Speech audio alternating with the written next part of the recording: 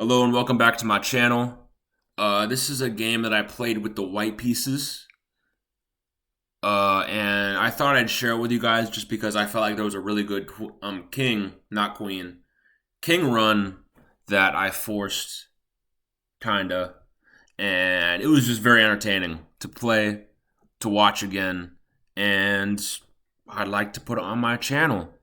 So one other thing that I'd like to share with you guys is that ever since I created this channel, there has been a big increase in my elo. I have consistently been gaining elo for the last few weeks, about 50 elo a week, which isn't much considering I'm 650 elo.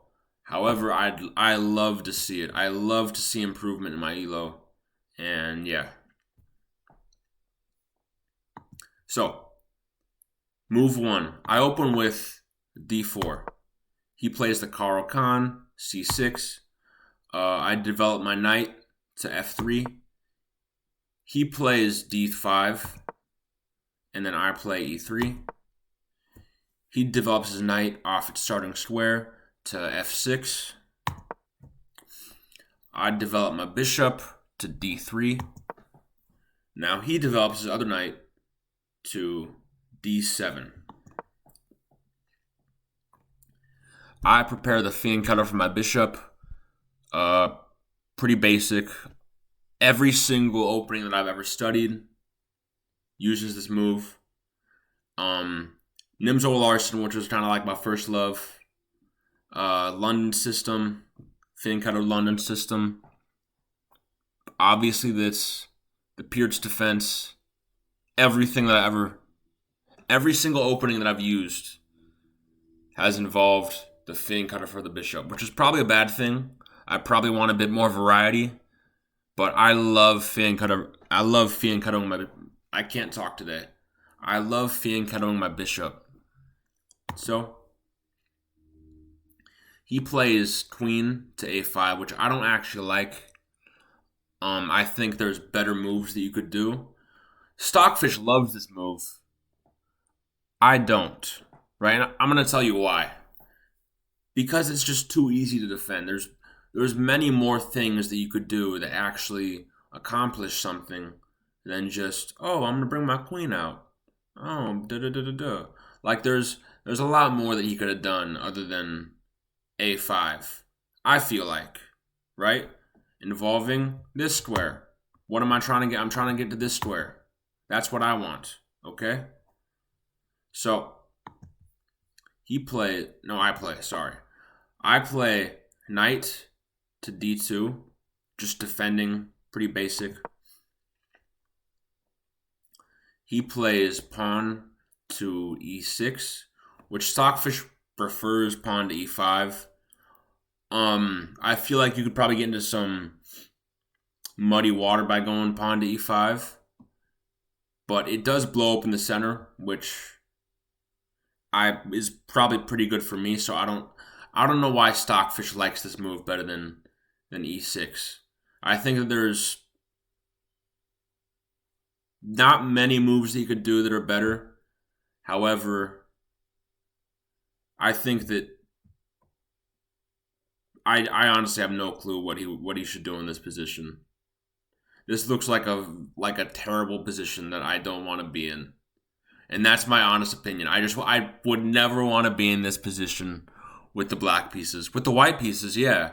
Like I have a clear objective that I'm trying to do. He's just trying to stop me, and there's not really much he could do about it, you know?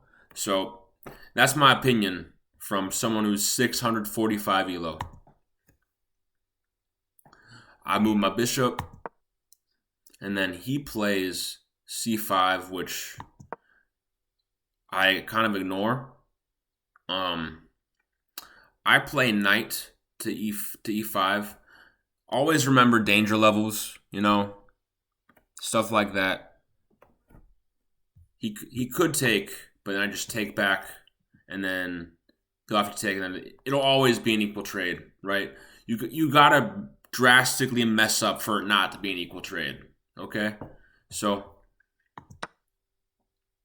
he takes, I take back. Now I gain tempo because he has to move his knight. I just take his knight. He takes my bishop. And now I castle. And now this is what I like to do. This is the position I like to be in. All right?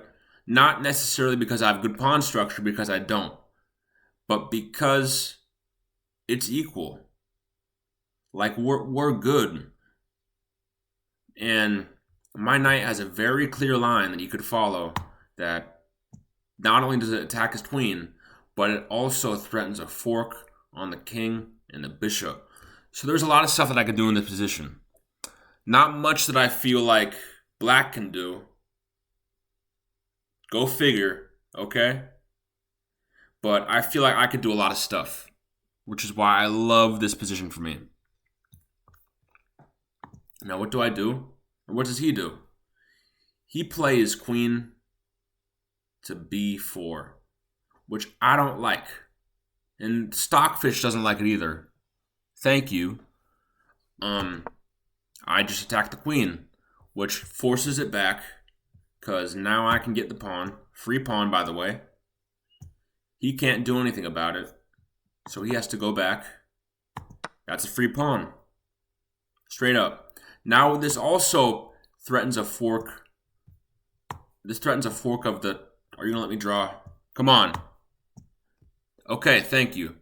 This threatens a fork of the king, the bishop, and the queen. Now, you're probably looking at yourself like, dude, come on. The bishop is defending it. It's defending this, okay? What do I do? Or what does he do before I do something? I forget that my move isn't every move sometimes, okay? Give me a break, okay? So he just pushes his pawn like a peasant, okay? Like Frank. I sacrifice my queen. Okay? Straight up. He takes. I take his bishop and fork his king and his queen. Boom. He develops his rook, and there's mate in 4. I obviously didn't see it. So there's now mate in 6. I still didn't see it. He moves his king. I take his pawn. He plays bishop to d7, which isn't that good. And then I check his king. Take his bishop. He takes my pawn. And then I move my king. Not my king. I move my knight so it doesn't get taken by the king. And then he pushes his pawn. And there's mate in 6. And I still didn't see it. Okay? So I take his rook. You know, obviously when I don't see something, I'm not always looking for the mates. So that's why I always don't see something. Okay, give me some slack. I feel like I need to focus more on just taking the pawns, because I'm obviously not that good, and I'm not gonna see mate in 6. Okay, that's just not possible for me right now. I check him with my rook. He plays king to c5. I check him with my bishop. He plays king to c6. And then I bring my rook out, taking control of that semi-open file. And then he plays pawn to b5, which Stockfish likes. Says it's a very strong play. But it prefers if it just kicked out my rook, which is probably better. I play pawn to c4. And then he just establishes some defense, some anchoring of his pawn, which I don't like because I can just take. As I do, he takes, and then I check him, and then boom. He's already in a very bad position right here. So he moves his king onto my check. I check him again. Moves his king. And then I threaten his pawn. He takes my pawn. I take his. Check him. And then I take his pawn. He moves his rook. I check him. Boom. And now look at what I did. Boom. Now this is a blunder, I think. Actually, no, it's not. Man, in the game I was freaking out about this. I completely forgot that the rook was covering that square. Okay.